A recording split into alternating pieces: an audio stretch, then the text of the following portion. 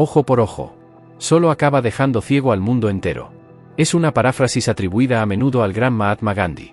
Sin embargo, algunas personas preferirían quedarse ciegas antes que ver a algunos de estos asesinos en serie salir libres o incluso consumirse en la cárcel. Y tienen otros criminales para hacernos justicia retributiva. Por ejemplo, Jeffrey Dahmer, alias el caníbal de Milwaukee, que se encontró un violento y en prisión el 28 de noviembre de 1994.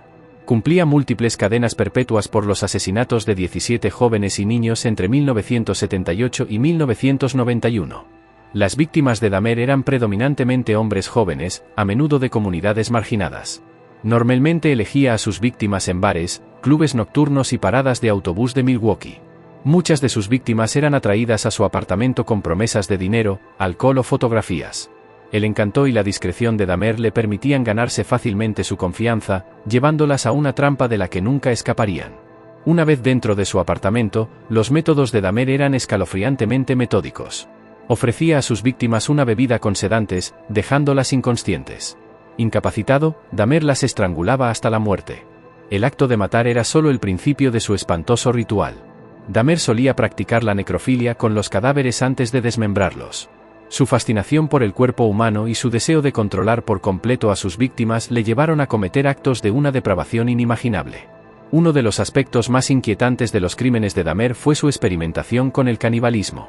Admitió haber consumido la carne de varias de sus víctimas, alegando que le hacía sentir como si formaran parte de él.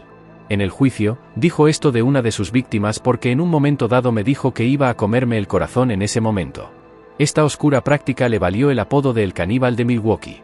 El apartamento de Dahmer era una casa de los horrores llena de horripilantes trofeos de sus víctimas, incluidos cráneos, huesos y partes del cuerpo conservadas. Cuando se conoció la noticia de su detención, Dahmer horrorizó al país y se ganó la reputación de ser uno de los criminales más infames de la historia. El día de su muerte, Dahmer estaba recluido en el centro penitenciario de Columbia, en Portage, Wisconsin. Se le asignó un destacamento de trabajo con otros 2 reclusos, Christopher Scarba y Jesse Anderson, en el baño del gimnasio de la prisión. Los dejaron sin supervisión, lo que brindó a Scarba la oportunidad de llevar a cabo un brutal ataque contra Dahmer utilizando una barra de metal. A pesar de ser encontrado con vida, Dahmer sucumbió a sus heridas poco después. Tras la muerte de Dahmer, surgieron nuevos datos sobre los motivos de Scalia. Scarba, que cumplía cadena perpetua por una condena anterior por asesinato, reveló que había matado a Dahmer porque estaba profundamente perturbado por sus crímenes y creía que no mostraba remordimientos. Scarba creía que era su deber impedir que Dahmer volviera a hacer daño a otros, un sentimiento impulsado por sus propias convicciones morales y el sentido de la justicia entre los presos.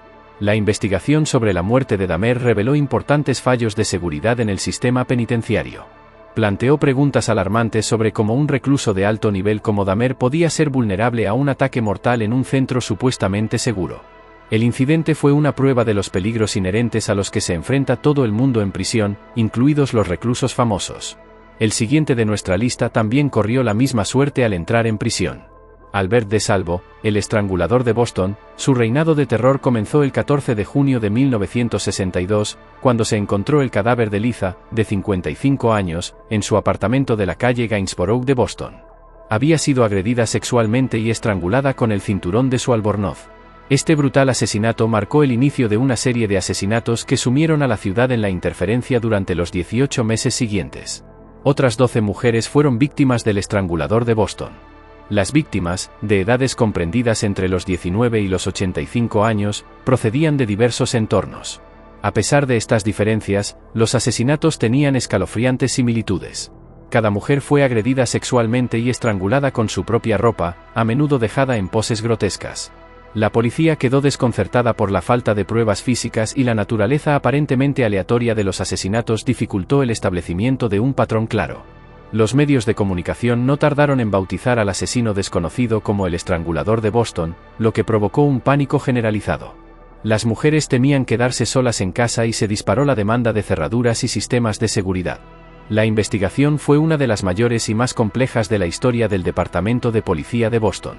Cientos de detectives trabajaron en el caso siguiendo miles de pistas, pero no pudieron identificar al asesino. El temor de la ciudad y la demanda de respuestas por parte del público crecían día a día. En octubre de 1964 se produjo un gran avance con una detención no relacionada. Albert DeSalvo, un hombre con un historial de agresiones sexuales, fue detenido por hacerse pasar por cazatalentos y trabajador de mantenimiento para acceder a las casas de las mujeres, donde las agredía. Apodado el hombre de la medida y el hombre verde, los métodos de DeSalvo guardaban similitudes con los del estrangulador de Boston. Bajo custodia, DeSalvo confesó sus crímenes y relató con detalle las agresiones sexuales que había cometido. También confesó ser el estrangulador de Boston. Sin embargo, al describir cada asesinato con un detalle escalofriante, surgieron dudas sobre sus afirmaciones. Algunos investigadores creyeron que había inventado su confesión para llamar la atención, y observaron incoherencias en sus relatos. Convenció con una descripción que sacaba de su camisa. A pesar de las dudas, la policía consideraba a DeSalvo el principal sospechoso. Su conocimiento detallado de los crímenes y su disposición a confesar le convirtieron en el principal sospechoso. Sin embargo, a falta de pruebas físicas que lo relacionaran con los asesinatos, DeSalvo nunca fue juzgado por los asesinatos del estrangulador de Boston. En su lugar, fue declarado culpable de agresiones sexuales y condenado a cadena perpetua en 1967. La vida de DeSalvo entre rejas fue horrible. Inicialmente fue enviado al Hospital Estatal Bridgewater para criminales dementes. Con frecuencia se enfrentaba a otros reclusos y al personal. En febrero de 1967, DeSalvo se fugó, provocando una persecución masiva antes de ser recapturado en 36 horas. Su fuga no hizo sino aumentar su notoriedad tras ser trasladado a la prisión estatal de máxima seguridad de Valpole. DeSalvo siguió siendo problemático y se vio envuelto en numerosas peleas. El 25 de noviembre de 1973 fue encontrado muerto a puñaladas en su celda, atacado por otro recluso. Su asesinato sigue oficialmente sin resolverse. Lo mismo puede decirse de la siguiente persona de nuestra lista, Donald Harvey. En 1970, a la edad de 18 años, Donald Harvey cometió su primer asesinato. La víctima era un anciano ingresado en el hospital para recibir tratamiento. Más tarde, Harvey afirmó que había matado al hombre por compasión, creyendo que estaba aliviando el sufrimiento del paciente. Sin embargo, este acto no fue más que el principio de una larga y espantosa serie de asesinatos. Los métodos de Harvey eran variados y escalofriantemente calculados. Utilizaba arsénico, cianuro, insulina y asfixia para matar a sus víctimas, muchas de las cuales eran ancianos o enfermos terminales de los hospitales donde trabajaba. Su posición de confianza le permitió aprovecharse del sistema y eludir las sospechas durante años. A lo largo de 17 años, Harvey afirmó haber matado a entre 37 y 57 personas, y más tarde sugirió que la cifra se acercaba a 87. Este asombroso recuento de cadáveres le valió el apodo de Ángel de la Muerte. Uno de los aspectos más impactantes de los crímenes de Harvey fue el gran número de víctimas y la forma en que eludió la detección. Su habilidad para pasar desapercibido y parecer discreto le permitía seguir matando sin levantar sospechas. Sus víctimas eran a menudo ancianos o enfermos terminales, lo que dificultaba la detección del juego sucio. La ola de asesinatos de Harvey se extendió más allá de los hospitales. En 1983, envenenó a su amante, Carla Vila, con arsénico, causándole años de enfermedades debilitantes. Sin embargo, sobrevivió, pero siguió sin saber que Harvey era la causa de su sufrimiento. A pesar del creciente número de muertes, Harvey consiguió evitar ser descubierto durante muchos años. Sin embargo, su suerte acabó por agotarse. En 1987, una serie de muertes sospechosas en el Drake Memorial Hospital de Cincinnati dio lugar a una investigación. La autopsia de una de sus víctimas reveló altos niveles de cianuro, lo que condujo a la detención y posterior confesión de Harvey. El 6 de abril de 1987, Harvey fue detenido. La investigación destapó una espeluznante red de engaños y asesinatos que se extendió durante casi 2 décadas, negando inicialmente haber cometido delito alguno. Harvey acabó confesando sus crímenes a medida que se acumulaban las pruebas. Admitió haber matado a entre 37 y 57 personas, aunque más tarde sugirió que la cifra se acercaba a 87. Sus víctimas eran principalmente ancianos o enfermos terminales a los que afirmaba haber matado por piedad. Sin embargo, sus métodos eran cualquier cosa menos misericordiosos. El juicio de Harvey comenzó en agosto de 1987 y pronto se convirtió en uno de los casos más sensacionales de la década. La acusación presentó una montaña de pruebas, incluidas las detalladas confesiones de Harvey, a pesar de los esfuerzos de la defensa por argumentar que Harvey era un enfermo mental. Las pruebas eran abrumadoras. El 18 de agosto de 1987, Harvey se declaró culpable de 24 cargos de asesinato, 4 de intento de asesinato y 1 de agresión grave a cambio de su declaración de culpabilidad. Se libró de la pena de muerte y fue condenado a múltiples cadenas perpetuas sin posibilidad de libertad condicional. La vida de Harvey en prisión terminó a principios de 2017. El 28 de marzo, Harvey fue encontrado gravemente golpeado en su celda de la institución correccional de Toledo. El ataque, llevado a cabo por su compañero James Elliot, dejó a Harvey con graves lesiones en la cabeza y múltiples fracturas.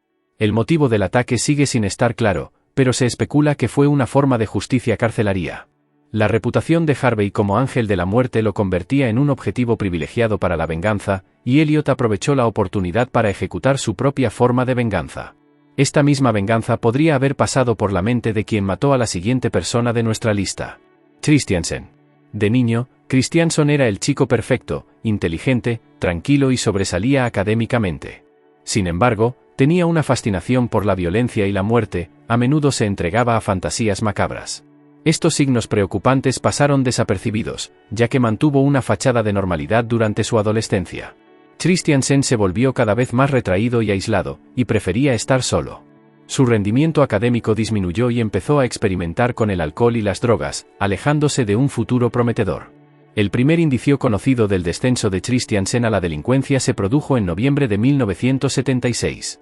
Mariana Sarris, una mujer joven, desapareció sin dejar rastro.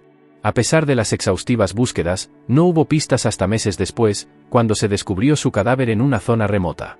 Había sido brutalmente asesinada en enero de 1977. Christiansen atacó de nuevo. Su víctima, Patricia Lani, una estudiante de 19 años de la Universidad de California en Santa Bárbara, fue vista por última vez haciendo autostop. Su cuerpo fue encontrado en un lugar remoto, con un disparo en la cabeza. Las similitudes entre los dos asesinatos eran sorprendentes, pero la policía no tenía pistas sólidas. La tercera víctima de Christiansen, Jacqueline Roque, fue vista por última vez en noviembre de 1976. Su cuerpo fue descubierto poco después de su desaparición y el patrón se hizo evidente. Las mujeres jóvenes, a menudo autoestopistas, eran el blanco de los ataques y asesinatos. Asimismo, el miedo se apoderó de la comunidad y la policía se vio sometida a una inmensa presión para atrapar al asesino. A pesar del creciente número de víctimas, Christiansen consiguió eludir la captura, manteniendo una fachada de normalidad. Sin embargo, en julio de 1977 cometió un error crítico. Recogió a una autoestopista llamada Lydia Preston, con la intención de convertirla en su próxima víctima. Preston consiguió escapar después de que Christiansen le disparara en la cabeza. Milagrosamente, sobrevivió y proporcionó a la policía una descripción detallada de su agresor y de su coche. Este fue el avance que necesitaban las autoridades. La policía inició una intensa investigación, y en febrero de 1979, Christiansen fue finalmente detenido. Las pruebas contra él eran abrumadoras, y fue acusado de los asesinatos de Sarris, Lani y Roque, así como del intento de asesinato de Preston. Durante el juicio, Christiansen no mostró ningún remordimiento, y su actitud fría y distante subrayó el horror de sus crímenes. Christiansen fue condenado a cadena perpetua sin posibilidad de libertad condicional. El juez subrayó el carácter atroz de los crímenes y la necesidad de justicia para las víctimas y sus familias. Christiansen fue enviado de nuevo al sistema penitenciario del estado de California, donde pasaría el resto de su vida entre rejas. A principios de 2017, Christiansen fue atacado por un compañero de prisión. El ataque fue rápido y brutal, y dejó a Christiansen con múltiples heridas de arma blanca. A pesar de la rápida respuesta del personal de la prisión, Christiansen fue declarado muerto en el lugar de los hechos. Para muchos, el violento final de Thorne, como Christiansen, fue visto como una forma de justicia poética apropiada para un hombre que había causado tanto dolor y sufrimiento. Y lo mismo puede decirse de la siguiente persona de nuestra lista, José Antonio Rodríguez Vega. A los 20 y pocos años, la vida de José Antonio Rodríguez Vega tomó un cariz más oscuro, dedicándose a delitos menores como hurtos y robos. Sus actividades delictivas se intensificaron y pronto desarrolló una inquietante fascinación por las mujeres mayores. Esta obsesión pronto se manifestó de forma espeluznante, transformándolo de un delincuente de poca monta en un depredador a sangre fría. A mediados de la década de 1980, Vega tenía un plan sencillo para cometer sus malvados actos, haciéndose pasar por un manitas o un trabajador de servicios públicos. Se ganaba la confianza de sus víctimas ancianas y, una vez dentro de sus casas, las asaltaba y asesinaba brutalmente, dejando a menudo pocas pruebas. Su habilidad para mezclarse en la comunidad y su meticulosa planificación le permitieron eludir la captura durante años. La primera víctima conocida de la matanza de Vega fue una anciana llamada María. Dolores González, encontrada muerta en su casa en 1987, inicialmente se creyó que era un incidente aislado. Las autoridades empezaron a sospechar de un asesino en serie a medida que aparecían muertas más ancianas en circunstancias similares. La captura de Vega en 1988 marcó un momento crucial en la búsqueda del famoso asesino de ancianas. Su detención se produjo tras un intento fallido de asesinar a otra anciana que sobrevivió milagrosamente y proporcionó información crucial a la policía. Este descubrimiento condujo a la detención de Vega, y la investigación posterior reveló un escalofriante patrón de violencia y asesinatos. Las pruebas contra Vega fueron contundentes. Los expertos forenses encontraron en su poder muestras de ADN, huellas dactilares y objetos personales de las víctimas. Sus meticulosos crímenes y su habilidad para eludir la captura dibujaban el retrato de un asesino calculador y despiadado. A medida que salían a la luz los detalles de sus crímenes, crecían el horror y la indignación públicos. El juicio de Vega comenzó en 1991 y pronto se convirtió en una sensación mediática. La sala se llenó de periodistas, familiares de las víctimas y curiosos. El juicio fue retransmitido por la televisión nacional y los horripilantes detalles de los crímenes de Vega quedaron a la vista de todos. La acusación presentó una montaña de pruebas, incluidos testimonios de expertos forenses, agentes de policía y víctimas supervivientes. Tras semanas de testimonios y deliberaciones, el jurado declaró a Vega culpable de múltiples cargos de asesinato. El juez lo condenó a 440 años de prisión, una pena que muchos consideraron demasiado indulgente dada la gravedad de sus crímenes. El 24 de octubre de 1998, la hostilidad latente hacia Vega estalló en una violencia brutal. Era un día aparentemente normal en la zona común de la prisión, donde los reclusos se reúnen para relacionarse, jugar y ver la televisión. Sin saber que su vida estaba a punto de acabar violentamente, Vega fue emboscado y apuñalado varias veces por un grupo de reclusos movidos por el deseo de venganza. Habían planeado meticulosamente el ataque, fabricando armas improvisadas con objetos cotidianos encontrados en la prisión. El asalto fue rápido y despiadado, y Vega no tuvo ninguna posibilidad de sobrevivir. Los guardias de la prisión, alertados por la conmoción, acudieron rápidamente al lugar, pero llegaron demasiado tarde para salvar a Vega. Su cuerpo sin vida yacía en un charco de sangre. El siguiente asesino en serie de nuestra lista sufrió el mismo destino. Leroy Martin. En 1967, los oscuros impulsos de Leroy Martin se manifestaron en una serie de brutales asesinatos que conmocionaron al país. Su primera víctima conocida fue Nancy Carol Paris. Una mujer de 20 años fue encontrada estrangulada hasta la muerte. Su asesinato conmocionó a la pequeña comunidad de Gaffney y puso a la policía en estado de alerta. Las siguientes víctimas de Martin, Nancy, Christine Rineart, Opal, Diane Buston y Patricia, entre otras, también fueron asesinadas con una brutalidad escalofriante. Acechaba a sus víctimas, a menudo las secuestraba a plena luz del día, las sometía a una violencia espantosa y dejaba sus cadáveres en lugares públicos como macabra tarjeta de visita. El reino del terror de los estranguladores de Gaffney infundió miedo y pánico en la comunidad. Los padres no dejaban salir a sus hijos. Las mujeres viajaban en grupo y la policía se enfrentaba a una inmensa presión para atrapar al asesino. Sin embargo, Martin se mostró escurridizo, siempre un paso por delante. A pesar de la creciente presión, la policía no pudo hacer avances significativos. La frustración de la comunidad crecía a medida que continuaban los asesinatos y la cobertura mediática amplificaba la sensación de miedo. No fue hasta que Martin cometió un error crítico que las autoridades finalmente lo detuvieron en febrero de 1968. Martin llamó a un periódico local y confesó los asesinatos, proporcionando detalles que solo el asesino conocería y dirigiendo a la policía hacia uno de los cadáveres de sus víctimas. Este descarado acto de arrogancia provocó su caída. La policía rastreó la llamada y detuvo a Martin poco después.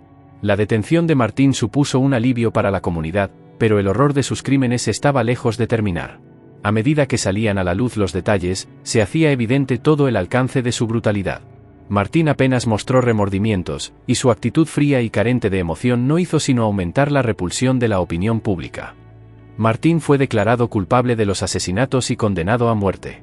El veredicto supuso un alivio para las familias de las víctimas y para la comunidad. Martin era conocido por su agresividad y confrontación durante su estancia en prisión, donde se enfrentó tanto a guardias como a reclusos.